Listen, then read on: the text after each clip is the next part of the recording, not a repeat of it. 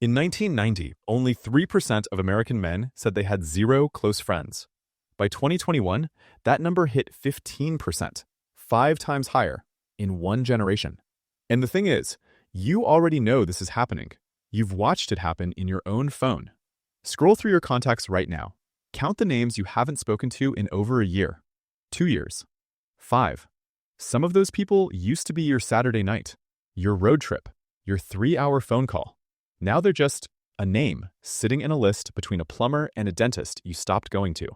My name's Frank. I watch patterns. I track behavior. That's what I do.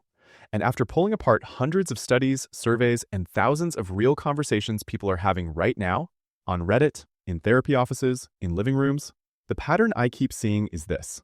People over 45 aren't just losing friends. They're releasing them. On purpose.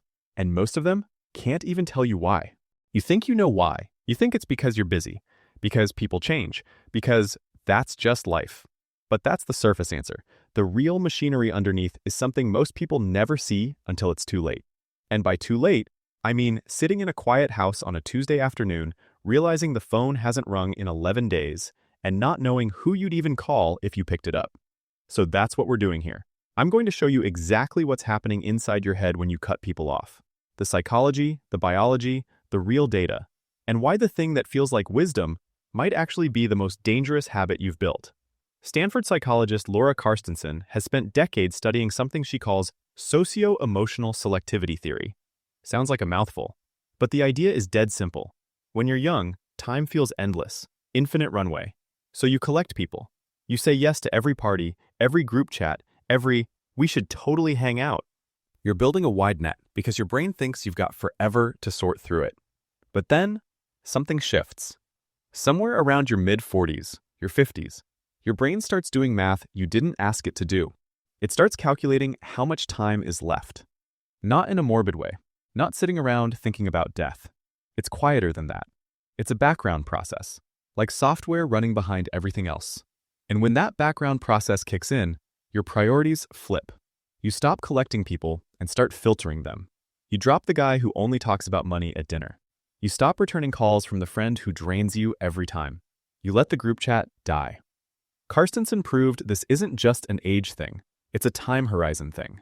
During COVID, when young people were suddenly confronted with their own mortality, they made the exact same social choices older adults make. They dropped the wide network. They clung to the inner circle.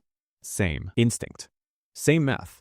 The only difference is that for you, watching this right now, that math has been running for years, maybe decades. And here's where it gets complicated, because that pruning, it works for a while. Carstensen's research shows that older adults who do this report higher emotional satisfaction, fewer conflicts, more peace. The people left in your circle are the ones who actually matter. So you'd think, great, problem solved, smaller circle, better life. But that's only half the story.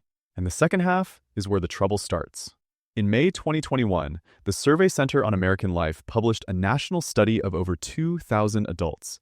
And the numbers told a story that most people scrolled right past. 12% of Americans now say they have zero close friends. In 1990, that number was 3%. That's a 400% increase. Back in 1990, 26% of Americans said a friend was the first person they'd call with a personal problem. By 2021, 16%. That means over the span of 30 years, 1 in 4 Americans quietly stopped leaning on their friends and shifted that weight onto a spouse, a parent, or nobody. Now, you might think this is just the pandemic talking. Lockdowns, isolation, everyone's stuck indoors. But the researchers behind this survey tracked something deeper. They found that the workplace, which used to be the #1 place Americans made friends, had been hollowing out for years before COVID even showed up. Longer hours, more remote work, geographic moves for jobs. The infrastructure that used to force you into friendships was disappearing, and nothing replaced it. So the pruning instinct kicks in right around the same time the places where you'd naturally meet people start vanishing. You're filtering your network down at the exact moment the supply of new connections dries up. And that creates a gap, a quiet one. One you don't notice for 5, maybe 10 years. But someone did notice, and he put out a formal warning about it.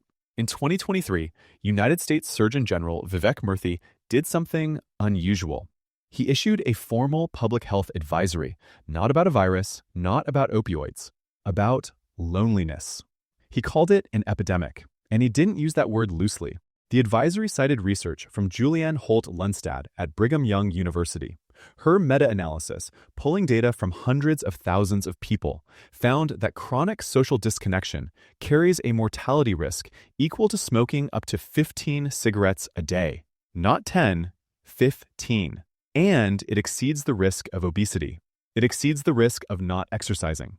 Read that again. An empty room is doing more damage to your body than a bag of fast food. More damage than skipping the gym for a year. And the reason is biological. When you're chronically disconnected from other people, your body reads it as a threat. Same system that would fire up if a predator was circling your camp 10,000 years ago. Your cortisol stays elevated, inflammation goes up, your immune system starts to degrade, sleep gets worse, cognitive function drops. The Surgeon General's report laid all of this out. Roughly half of US adults were experiencing measurable loneliness. Half. So now you've got a situation. The pruning instinct tells you, fewer people, more peace. Your biology tells you, too few people and your body starts to shut down. Which one wins? That depends on something most people never examine. The story you've been telling yourself about who you are. There's a post that circulates every few months online. It gets shared in Facebook groups for people over 50, forwarded in family group chats, screenshot and texted between sisters. And it always says some version of the same thing. The person who was always the strong one in the family is now the loneliest person in the room. You know this person. Maybe you are this person. The one who organized the funeral. Who drove across town at 2 a.m. during the crisis. Who held it together so everyone else could fall apart. For decades, this worked. It gave you a role, a purpose, an identity. But that identity came with a hidden cost. You never learned how to ask for help. You never practiced saying, I'm struggling, because you were always the one other people said that too. The World Health Organization reports that 1 in 4 older adults worldwide are socially isolated. And one of the strongest predictors of that isolation isn't poverty or disability. It's a lifetime of self-reliance. The person who trained everyone around them that they were fine eventually gets taken at their word. The kids stop calling because mom always says she's good. The siblings drift because dad never asks for anything. And the strong one would never reach out. Because reaching out would mean admitting the role is over, that they need something now. And that conflicts with every signal they've sent for 40 years. On Reddit, in a thread on r/AskOldPeople that got over 500 upvotes and 400 comments, a user described her husband getting diagnosed with cancer. Her so-called best friend disappeared. The friend's excuse? I'm here if you need anything. I just don't want to bother you. That phrase, I don't want to bother you, is the polite version of abandonment. And the strong one hears it and thinks, fine, I'll handle it myself. Which is exactly what the friend was counting on. This doesn't happen because people are cruel. It happens because of a pattern that took decades to build. And it compounds. Because every time the strong one says, I'm fine, the people around them take one more step back until the gap becomes permanent. But there's another reason people are cutting everyone off right now, and it has nothing to do with being strong. The 2021 American Perspective Survey found that 15% of Americans have ended a friendship over politics. Among liberal women, that number was 33%, 1 in 3. But the stories behind that number are more specific than any statistic. In that same r/AskOldPeople thread, a guy in his late 40s described a childhood friend, someone he'd known since age 12, showing up at his house and asking him to paint a sign that read, "No libtards." He just stared at the guy, didn't know what to say. The friend repeated it, louder, like maybe he hadn't heard. That was the moment he realized, we are completely different people now. Over on r/aging, a user closing in on 70 wrote, and this is a direct quote, I have blocked every single person I have known who has become a MAGA white Christian nationalist. All in, it was probably half the people in my life. Half. Now, whether you agree with that decision or not, the math is the math. When you remove 50% of your social network in your 60s, you're not trimming a hedge. You're cutting the root system. And the people doing this aren't doing it casually. They're doing it because they feel like their values, who they are at their core, can't coexist in the same room with those people anymore. This is the identity fracture. It's not about a disagreement on tax policy. It's the feeling that someone you trusted for 30 years turned out to be someone you don't recognize. And once you see that, you can't unsee it. So now you've got three forces running at the same time. The pruning instinct, your brain filtering down to save emotional energy. The strong one trap, your identity preventing you from asking for help. And the identity fracture, your values making half your network feel like strangers. Each one alone is manageable, but stacked, they hollow you out. And they do it so quietly that by the time you notice, the house is already empty. Which brings us to the part nobody wants to hear. Dr. Alexandra Thompson at Newcastle University in the UK ran a study specifically on this question. How many close friends does an older adult actually need for their mental health? The answer was 4. 4 close friends. That was the threshold. Below 4, loneliness and depression risk climbed fast. Above 4, no real additional benefit. You could have 12 close friends and your brain chemistry looked the same as someone with 5. So the goal isn't to rebuild a massive social life. You don't need to become the person who hosts dinner parties every weekend. You need 4 people, 4 real ones, not contacts, not acquaintances, 4 people who would notice if you went quiet for 2 weeks. Thompson worked with a UK charity called Rise on a program for older adults called Every Move Matters. It was simple. 4 weekly sessions combining light physical activity with time to just talk. No therapy, no workbooks. Just moving your body next to other people and having a conversation afterward. 81% of participants reported reduced loneliness. 81. From 4 sessions. That's the thing nobody tells you about connection at this stage.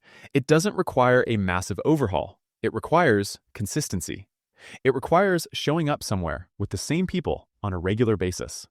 In that Reddit thread on r/AskOldPeople, a user who moved to a new area described exactly this. She committed to a Wednesday knitting group, twice a week Tai Chi, Friday volunteering at a native plant society.